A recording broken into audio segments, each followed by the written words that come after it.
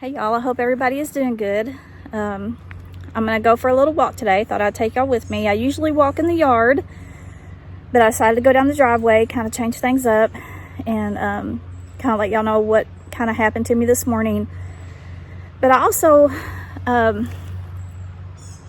have debated on whether or not to share this, which, y'all that have heard my encounter knows that it involves me hearing, what I know is my guardian angel. But there's been other things that's happened in my life, and I've debated on whether to, even talk about it, because I don't want it to come off as like I'm boasting or whatever. But I've prayed about it a long time, and I just decided, I'm going to share it. God is good, and it's just, something that I think that is worth sharing.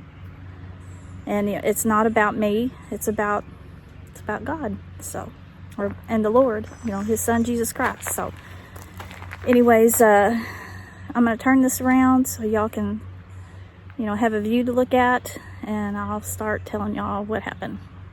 This morning when I was leaving out, it was lightly raining, so there was some rain noise. But when I walked out the door, all I could hear was pop, pop, pop. And it happened 4 times. And it was over by the creek in the woods. And it literally sounded like limbs being broken. And I stopped so I could listen. So I hadn't been over there to look because, well, for one thing, you have to wade off in the weeds. And I couldn't tell if it was coming from right there at the creek or if it was, because there's the woods along the creek, and then there's like this little, you can't even call it a field, it's only about 30 foot wide of grass, and then there's more woods. And I don't know if it was coming from the woods at the creek or the other woods. But if it's not too dark when I get back, I may walk over there and see if I can see anything. But there goes the owls again. Oh my gosh. But now I was going to share with y'all, y'all have heard me talk about my guardian angel speaking to me, when I was a little girl, 12 years old. I had something bad happen, and I was bleeding to death, and she's who, kept me awake. And then I heard her when I had my Sasquatch encounter. That had made the 4th time. Well, there's been other things that's happened that it's just totally amazes me. But when me and Paul were building the house, we had, our house is partially underground. We had dug out the ground, had it ready for them to, come pour the walls. Well, the guy said, that they would be there on a certain day. Well, something happened and they couldn't make it. And then we got a big rain. So me and Paul had to go back out there. Part of the back wall had collapsed, where he had dug out. We had to clean that up. And there was water, standing water, in the bottom. And so we was trying to figure out a way to get that water, out of there. So he had one of those great big shop vacs, wet dry vacs. So we hooked that up, and then around the corners of where the house was gonna, be, and I don't remember what you call them, but we had these 2x4s running, one kind of over the other to make a corner, and they were drove into the ground with stakes. And you know, and then that's about the only way I know how to describe it is that way. You know, they were solid on there. Well, anyways, we was vacuuming the water up, and it was muddy. And Paul would grab a hold of one side of the shop vac, and I had the other. And we would walk over to the edge and dump it right there by where those boards was at. And you know, like I said, our house is, you know, partially underground, and to get down to the yard, I would say it's probably about a 10-foot drop, 10 or 12-foot drop. And so we was, you know, dumping it over that. And anyways, we had made several trips. Sorry, the mosquitoes are biting me. We had made several trips, and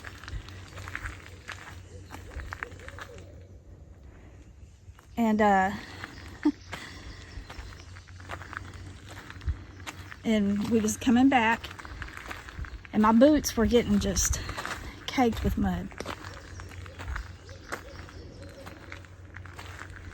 And we was coming up on them boards that was across there, and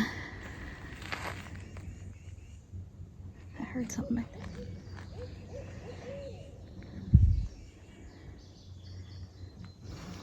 Anyways, we was coming up on those boards, and my feet literally stuck in the ground. And we went, you know, it all kind of happened at one time. And when we turned that thing to dump, it literally pulled me over. And all I could see was those 2x4s headed right for my face. And I knew right then, I thought, I'm fixing to break every bone in my face. But y'all, and don't ask me how this happened, Paul was standing right there and witnessed it.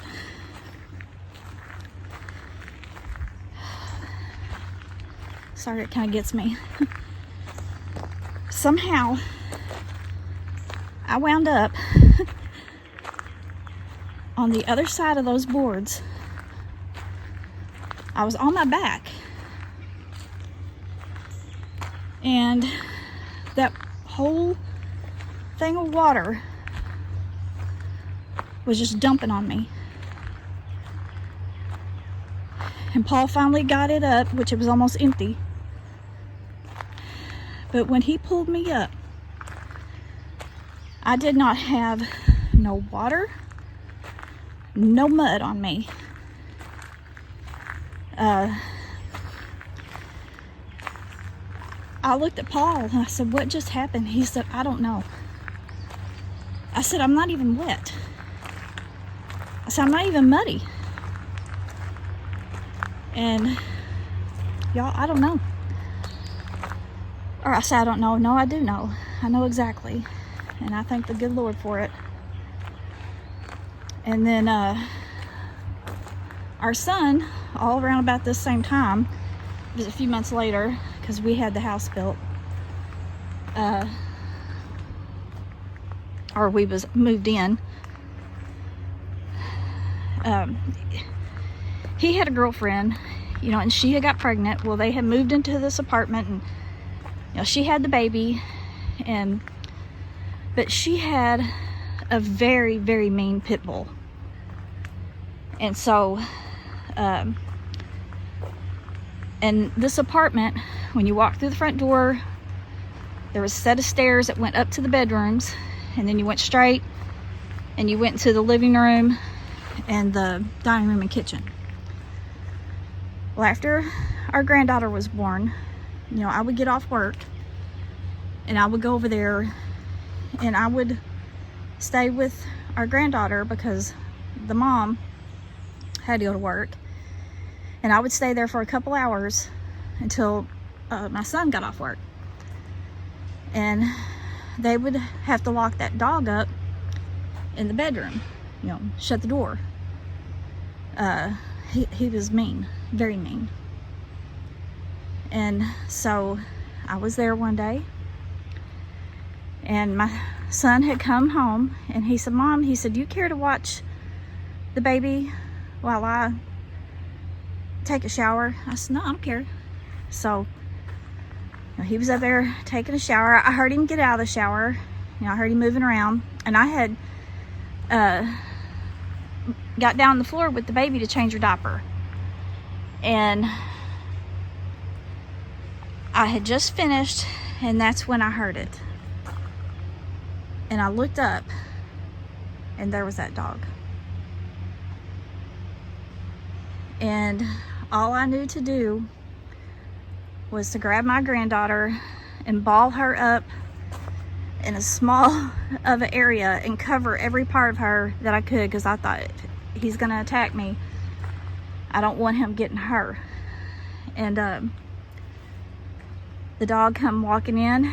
He was scanning the room, but he never saw me.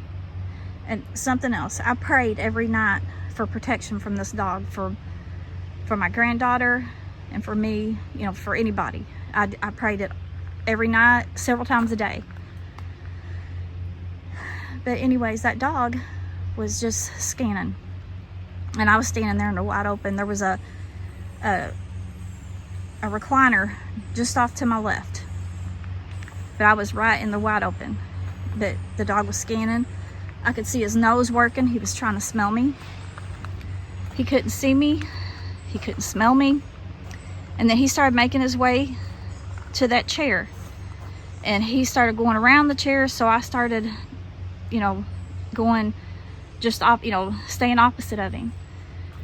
And that's when I yelled for my son, and the dog never heard me. Well, Aaron immediately seen that the bedroom door had came open. He was at the bathroom, and I heard him. He come running down those stairs. And y'all, he ran up to that dog, and as soon as he laid his hands on that dog's collar, that dog seen me and lunged. But there is no way anybody will ever convince me that the good Lord did not protect me that day. Because the dog never seen me, he never smelt me, and he never heard me. And then the last thing I'm going to tell, and this happened last year. I was going down our gravel road. I mean, it's a gravel road. And all of a sudden I see this vision. It just popped up of me getting hit head on by a semi truck. And I mean head on. And I, you know, it was just instant. I seen it, and then it was gone. And I thought, well, that's weird. I'm on a gravel road. Well, I was coming up this hill. Okay, and when you turn on our gravel road, it's like a straight stretch for probably 300 or 400 yards. It's a good little straight stretch. It has a little bit of a curve in it, but not much. But then there's a sharp curve. Well, I was coming up this hill because I was headed out, and that sharp curve was coming up, and I thought I better just scoot over. And so I started scooting over, and y'all, come flying around that curve was a semi. If I had not have scooted over when I did, it would have hit me head on. I watched this truck go by me, and it was flying on this gravel road. I could look out, and there was maybe a foot between my car and that truck. And, you know, but I wanted to tell y'all this. Like I said, I debated, because I don't want to sound like I'm bragging. You know, bragging on myself. It has nothing to do with me. But most definitely who we all need to have faith in. And so I'll circle back to my sighting. That day I believed 100% that my guardian angel saved my life, or the good Lord saved my life. I'm not saying that all Sasquatch are mean, but that one that day, I believe, had bad intentions. I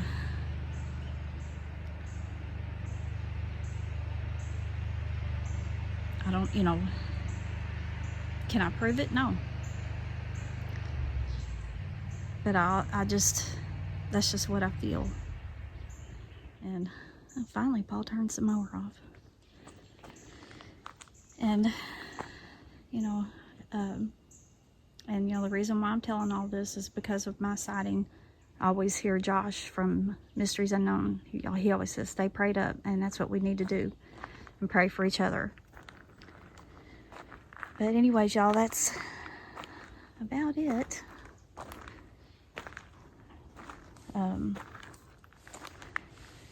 And, you know, I don't know how y'all will feel about me sharing that. Like I said, I've debated on it, but, you know, it's just part of who I am. That's just me. It's part of who I am. And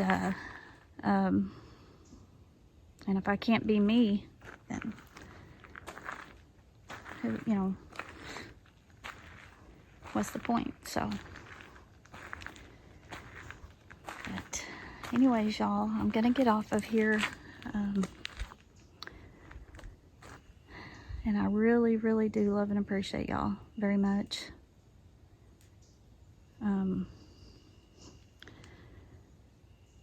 So many good people I've met. They're like my family. And I really mean that. Anyways, heard something up there. Anyways, I do really love and appreciate y'all. Hope y'all have a wonderful week. Please take care. And I hope the good Lord blesses everyone.